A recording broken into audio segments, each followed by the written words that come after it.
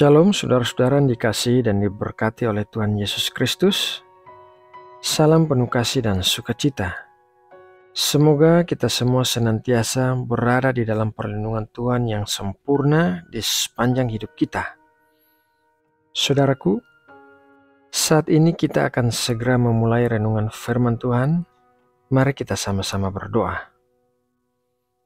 Bapa yang penuh kasih, Tuhan yang Maha Kuasa dan Maha Kudus, kami mengucap syukur buat pagi hari yang indah ini, di mana kami bisa bangun pagi dalam keadaan tubuh yang sehat. Terima kasih buat kekuatan dan berkat-berkat baru yang Engkau berikan bagi kami hari ini. Sebelum kami memulai kegiatan kami, terlebih dulu kami datang kepadamu untuk bersaat teduh. Berkatilah kami dengan makanan yang berasal dari firman-Mu, dan berikanlah kami pengertian akan apa yang kami dengarkan, dan berikanlah kami kekuatan serta ketaatan untuk melakukan kehendak-Mu di dalam hidup kami. Terima kasih Bapa, dalam nama Tuhan Yesus kami berdoa. Amin. Saudara yang terkasih di dalam Tuhan Yesus, setiap orang memiliki beberapa raksasa di dalam hidupnya. Raksasa di sini berbicara tentang persoalan-persoalan yang besar seperti masalah kesehatan, keuangan, pernikahan, anak-anak, pekerjaan, dan lain sebagainya. Setiap raksasa di dalam hidup kita memang harus dihadapi dan dikalahkan, seperti halnya Daud mengalahkan Goliat. Akan tetapi, tahukah saudara bahwa kita tidak boleh sembarangan maju melawan raksasa? Jika kita sembarangan maju melawan raksasa tanpa persiapan, maka kita hanya akan mengalami kekalahan dan kekecewaan. Persiapan yang paling penting sebelum kita maju untuk berperang melawan raksasa kita adalah pengurapan. Dalam Perjanjian Lama, pengurapan dengan minyak digunakan dalam konteks mengurapi raja, imam, atau nabi sebagai tanda pemisahan dan pemanggilan khusus mereka oleh Allah. Minyak yang digunakan dalam pengurapan tersebut dianggap memiliki kekuatan rohani untuk mempersiapkan, memberkati, dan menguatkan individu dalam peran dan tanggung jawab mereka. Dalam Perjanjian Baru, pengurapan mengambil makna baru dalam konteks Yesus Kristus sebagai Mesias yang diurapi oleh Roh Kudus. Yesus adalah Kristus yang berasal dari kata Yunani Kristos, yang berarti yang diurapi. Pengurapan Yesus oleh Roh Kudus adalah tanda pengesahannya sebagai Mesias yang dijanjikan oleh Raja yang diurapi oleh Allah. Daud tidak maju berperang melawan Goliat sebelum ia menerima pengurapan melalui Nabi Samuel. Begitu juga, kita tidak boleh sembarangan maju melawan raksasa di dalam hidup kita tanpa pengurapan dari Roh Kudus. Firman Tuhan mengatakan bahwa Roh Kudus adalah penghibur, penolong, dan penasihat. Roh Kudus akan memberikan kuasa, kekuatan, dan strategi bagaimana cara menghadapi setiap raksasa di dalam hidup kita. Kisah Para Rasul 1 ayat 8 tertulis demikian. Tetapi kamu akan menerima kuasa kalau Roh Kudus turun ke atas kamu, dan kamu akan menjadi saksiku di Yerusalem dan di seluruh Yudea dan Samaria dan sampai ke ujung bumi. Tanpa adanya pengurapan dari Roh Kudus, maka kita tidak akan bisa memenangkan peperangan melawan masalah-masalah kita. Pengurapan Roh Kudus merujuk pada tindakan Roh Kudus yang memberikan kuasanya kepada orang percaya untuk melayani dan mengalami hubungan yang lebih dalam dengan Allah. Pengurapan ini juga mencakup pemberian karunia-karunia rohani yang memampukan orang-orang percaya. Pengurapan Roh Kudus bukanlah sekedar pengalaman emosional, tetapi merupakan pertemuan dengan kuasa Allah dan transformasi yang akan mempengaruhi seluruh aspek kehidupan kita. Agar kita bisa menerima pengurapan dari Roh Kudus, maka ada beberapa hal yang harus diperhatikan, yaitu pertama, pengakuan dan pertobatan. Menerima pengurapan Roh Kudus dimulai dengan pengakuan dosa dan pertobatan yang tulus.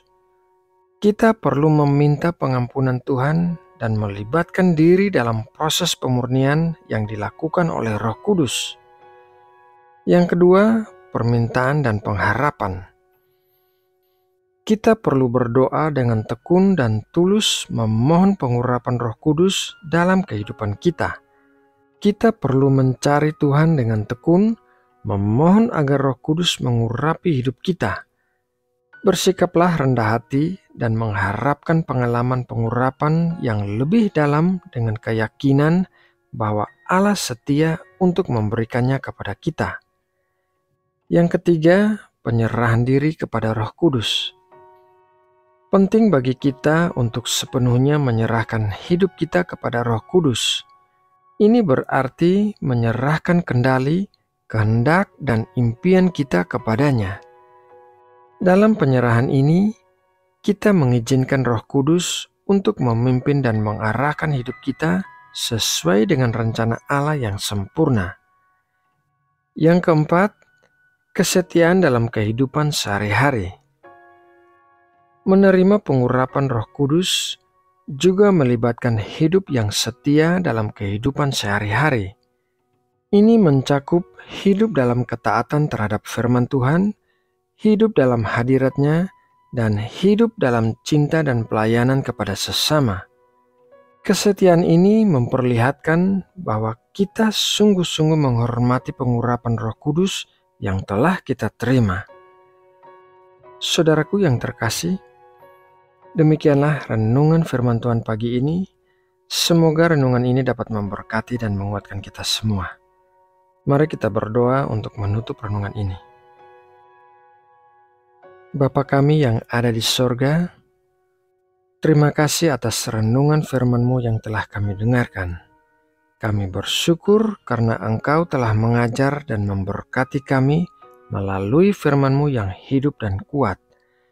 Kiranya Engkau membimbing dan memberikan kekuatan bagi kami untuk melakukan ajaran-Mu dalam kehidupan kami sehari-hari.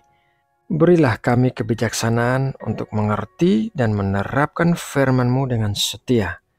Kami menyerahkan hidup kami kepadamu Bapa. Bimbinglah kami melalui setiap langkah yang kami ambil dan jadikan hidup kami sebagai kesaksian hidup bagi kemuliaan-Mu. Di pagi yang baru ini, kami mengangkat hati kami kepadamu.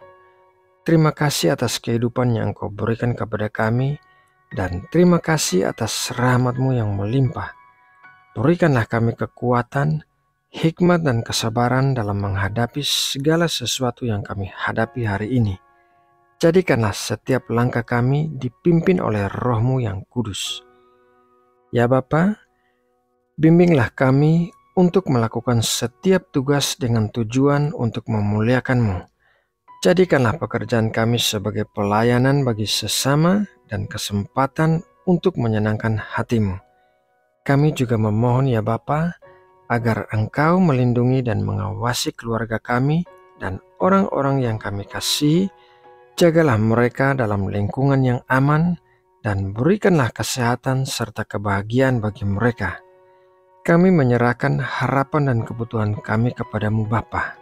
Jadikanlah hidup kami menjadi berkat bagi orang lain dan semuanya untuk kemuliaan-Mu.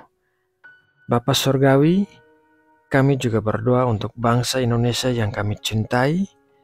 Kami bersyukur karena Engkau telah memberikan Indonesia sebagai tempat tinggal kami, sebuah negara yang kaya akan keanekaragaman budaya dan sumber daya alam. Bapa, Engkau adalah pemimpin yang adil dan berdaulat atas semua bangsa. Kami berdoa kiranya Engkau memberikan hikmat kepada pemimpin bangsa ini, agar mereka dapat memimpin dengan kebijaksanaan, integritas, dan cinta kasih. Kami berdoa agar Engkau melindungi seluruh rakyat Indonesia dari segala malapetaka, penyakit, dan bencana alam. kuatkanlah persatuan dan kesatuan di antara masyarakat Indonesia, singkirkanlah perpecahan, prasangka, dan konflik yang dapat mengganggu kedamaian dan kestabilan negara.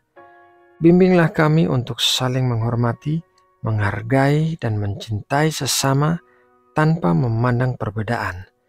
Terima kasih ya Bapa, dalam nama Tuhan Yesus, Tuhan dan Juru Selamat kami yang hidup, kami berdoa. Amin.